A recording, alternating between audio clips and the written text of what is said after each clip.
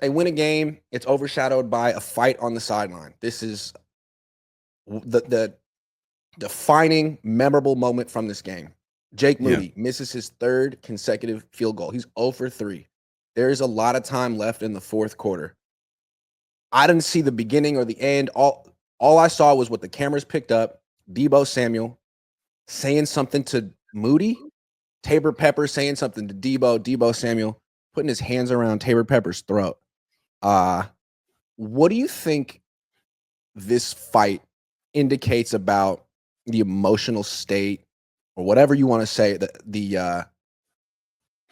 about this team, the 2024 49ers? What is this indicative of? What is this a microcosm? Or what does this say? What was significant about this fight? The only part that's significant to me, I'll be real, well, my opinion may differ from a lot of people, but the only significant part for me was when you put your hands on them. Don't do that. I will say Jerry Rice came out a couple weeks ago and was like, if we played the way that this team was playing, we would have been fighting on the sidelines.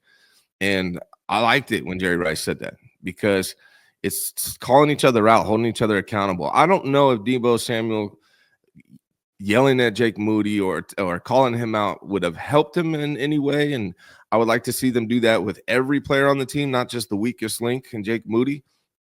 But if you played competitive sports, growing up, you know that this type of stuff happens.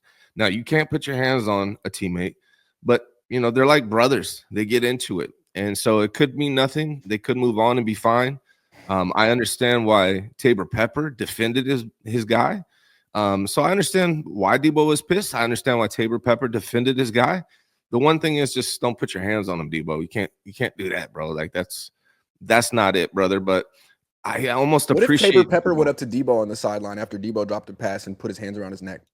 Would Tabor Pepper be on the team today? Nah, he's a long snapper. Yeah, he'd be out. Yeah, he'd be gone. Yeah. So that's one of the things I don't like about this is like, dude, you're punching down on the player on the team who has the least standing. Like Tabor really can't even punch back. Imagine if he punched Deebo Samuel in the face and Deebo got hurt. Like Tabor, you're gone. So it's so easy to go over to the kicker and the long snapper and big bro them and flex on them and say like, you guys are the reason we're losing this game. And it's like, not to just take sides, because I do understand where Deebo's coming from. I think we're asking it, not just Deebo, players in the team are like, why is Jake Moody on this team? It's a fair question. Why is Jake Moody on this team? But to me, the anger is misplaced. It's not about Jake. The reason Jake is on the team is Kyle. It's not about Tabor and Jake. If you're upset that Jake's on the team, which is completely legit, this is professional sports, and this guy's struggling. Dude, go yell at Kyle. Yeah. Go yell at Kyle in front of everyone, man. Like, Travis Kelce in the Super Bowl got upset and went straight to the source of the issue, Andy Reid, and yelled at him in front of everyone. Didn't put his hand on his throat, but, like, made a whole thing about it, which was, in my opinion, commendable. Like, that takes actual courage. Go up to the head coach. Go to the long snapper? Nah. You're upset with Kyle, Deebo. That's your guy. Say something to him. I see you talking to him at practice every single day. Have a real conversation with Kyle. Kyle, why is this kicker on the team? How many more games are we going to lose because of Jake Moody? How many more kicks is he going to miss before you get another guy? That's what I want to see from Deebo, man. That would take courage. I've never seen anyone confront Kyle yet. In 8 years, not one time. I'd love to see it. Yeah, I think that's a fair point because the thing about with a kicker is like it's not like he can try harder, right? He's just missing for whatever reason. He's off. So yelling at him isn't necessarily going to – it's not like he's not trying to make the kick is my point, right? It's not that he's not locked in. It's that he's lacking confidence with every kick he misses. Yeah. So, yeah, and Kyle is responsible. That's why I said with the special teams, like, I don't care if you guys fire Snyder. Go ahead, fire him. Like, but really what is that going to change as long as Moody's still your kicker? It's about the players needing to step up. It's not like Deebo – like, did Deebo go up to Devondre Campbell during the season and check him for being awful? No.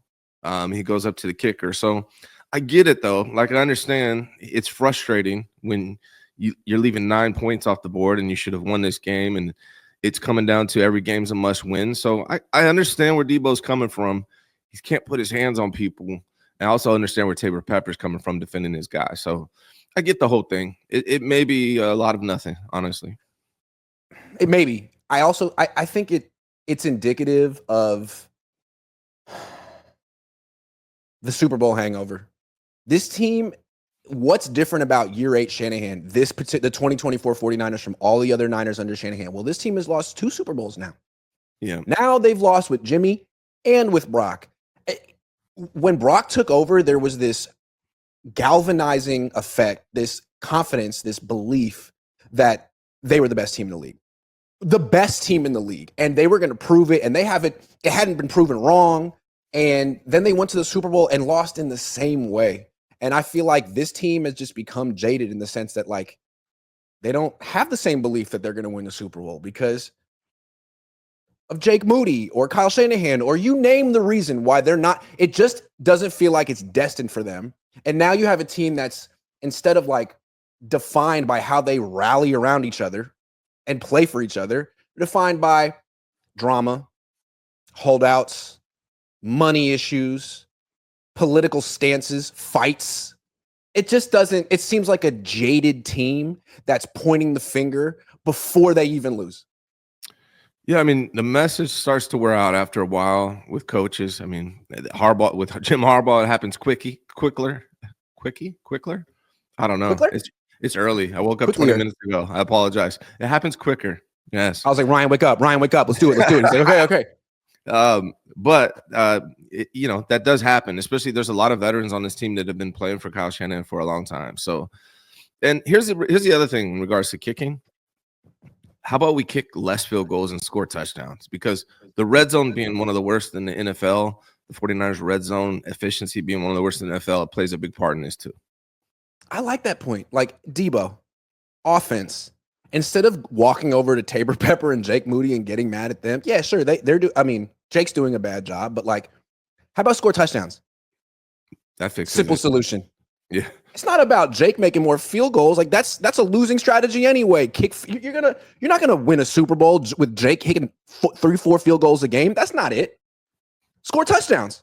Right. Deebo, how many touchdowns did Deebo score yesterday? None. So who the hell are you to talk? Who scored more points yesterday? Jake Moody or Deebo? Moody. Yeah. So who are you? Who are you, man? Is that fair to say? Like, you were great 4 years ago.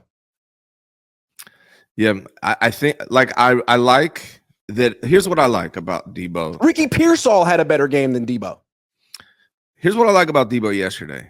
I like that it matters to Deebo Samuel. I like that he was pissed off that they were in danger of losing. I do like that part, but you can't just put it on Jake Moody. Don't take your frustrations just out on Jake Moody. Take it out on everybody who's falling short. Take it out on Kyle Juszczyk, who can't move a single body in the blocking game. I don't know if you guys are watching this in the run game, but Kyle Juszczyk is not moving anyone. Blame it on him. Blame it on Devondre Campbell throughout the season. Blame it on Nick Bosa, who holds Baker Mayfield's hand and walks with him to the sideline. Blame it on everybody. Blame it on yourself. So, like, it's not just escorted him across the street. Like, what was that? Blame it on the goose. Got you feeling loose. Right.